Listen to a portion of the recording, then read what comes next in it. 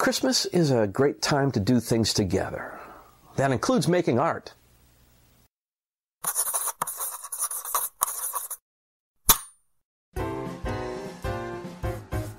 Hi, and welcome to Pencil to Paper. Creative folks are often thought of as solitary, working on their paintings or novels or other projects alone, slamming and locking the door till they get done. But some of the coolest stuff can happen when we get creative together. A live stage production of A Christmas Carol, for example. Very few English-speaking stage actors go through their careers without doing at least one performance of A Christmas Carol. I played Marley in a high school production and was in the ensemble in a musical called Ebenezer 2 years in a row. Audiences come to see the show, the result of artistic collaboration. But let's take a look at what it takes to put Dickens' Christmas story onto the stage, starting with a vision. Now, I recently sat in on a rehearsal of Rachel Martindale's three-person Christmas Carol. Rachel's been producing and directing and acting in this production in the Chicago area for the past 6 years. She adapted Christmas Carol partly because she had a little different take on the piece. Mine is different in a number of ways, one of which is it's directly from the novella. It is focused on Scrooge. A lot of the other productions tend to get confused, get more involved with the Cratchits, get involved with special effects, with the ghosts, and I just wanted to keep the focus on the story of Scrooge because I think it's our story, it's everybody's story. We get caught up in our own lives and don't realize who we've become, and Scrooge has the advantage of the visit of Marley, particularly, who sends him the other ghosts that remind him of who he was and who he is now and who he might want to be. And I think it's a good story for all of us, especially, at the end of the years when we start thinking about what have we done, where are we, is my life going the way I want it to? So that's why I think Scrooge is the enduring story. Why it comes back year after year, why it has survived the way it has. It's not just because it's a ghost story. It's because it's a story that we can apply to ourselves. Her cast members the past 3 years have been Nick Ferrin as Scrooge and Joe Kloehn as the male ensemble, with Rachel as the female ensemble. Meaning Joe and Rachel each play a host of different characters. Nick was recently cast in a new television show whose shooting schedule may or may not cause a conflict. So this year they added a Scrooge understudy, Mark Newton.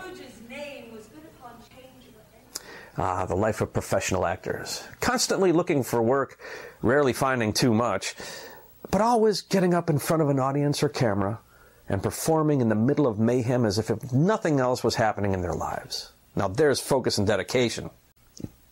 I asked Joe about his approach to playing a crowd of individuals over the course of only an hour and a half, how he managed to make each character distinct from one another. I come up with one physical trait for each character that I sort of lead with, and that's sort of the way into it, and then I can build on that, but worst comes to worst, if I'm out on stage, I've got at least one sort of concrete thing that I can hang on to. Joe has a deep connection to A Christmas Carol. My family has been reading this book every year since I was very little. Nick shared a little insight into his own physical characterization of Scrooge. I did try to create some kind of physiological element, tying in his experiences, a very formative experience that goes to Christmas Past with Belle, and him getting the ring back. That shape there became what eventually drove. So in that sense, I did try to incorporate something like that into, and at the end, as he releases that emotional tension and that emotional drama, I try to subconsciously show that by releasing some of that tension. Uncoiling some of it. Yeah, exactly, yeah.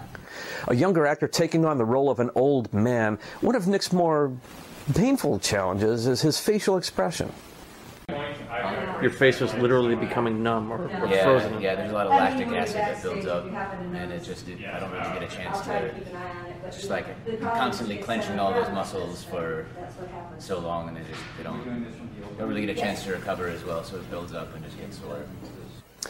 Caitlin Stewart makes the magic. In other words, she is the stage manager, light operator, props mistress. She basically does all the things necessary to make this more than just a reading of the play. Now, part of the charm of this production is the overall ambiance, which means Caitlin gets to wear a costume. Look forward to putting on your costume. I'm so looking forward to it. It's much lighter than the last time I assistant stage managed a Christmas Carol. I was Mrs. Cratchit as well, and that was a 40-pound dress. Rachel makes it comfortable and pretty. 40 pounds. Oh, so it was authentic. Yes. Because they wore that kind of stuff. It was very warm. The audience experience Rachel tries to create is the kind of family in Victorian England might have had at Christmas, long before television. Putting on a play in the parlor, with the rest of the extended family and some friends watching and enjoying.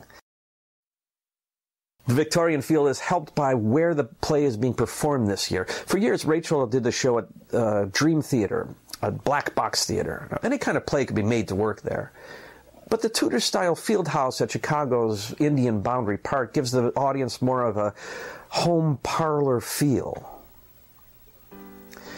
Charles Dickens' words, rich and full of imagery, a handful of actors and crew whisking audiences back to Victorian times and bringing the author's words to life.